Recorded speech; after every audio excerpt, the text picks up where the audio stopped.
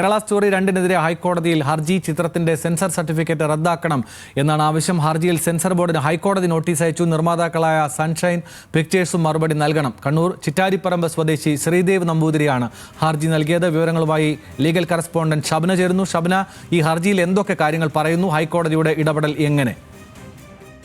ഹൈക്കോടതി ഹർജി ഫയലിൽ സ്വീകരിച്ചിട്ടുണ്ട്. നമുക്കറിയാം 2023 മെയ്യിൽ കേരള സ്റ്റോറിയുടെ ആദ്യ ഭാഗം വന്നപ്പോൾ തന്നെ വലിയ വിവാദങ്ങൾ ഉണ്ടായിരുന്നതാണ്.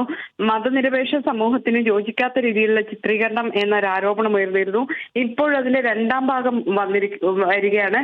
ഈ രണ്ടാം ഭാഗം വരുമ്പോഴും അതേ രീതിയിലുള്ള നിലപാടുകൾ അല്ലെങ്കിൽ അതേ രീതിയിലുള്ള ചിത്രീകരണമാണുള്ളത്. ഇത് തടയണം, സെൻസർ ബോർഡ് ഇതിന്റെ സർട്ടിഫിക്കറ്റ് റദ്ദാക്കണം എന്നൊരു ആവശ്യമാണ് ഈ ഹർജിയിൽ ഉന്നയിച്ചിട്ടുള്ളത്.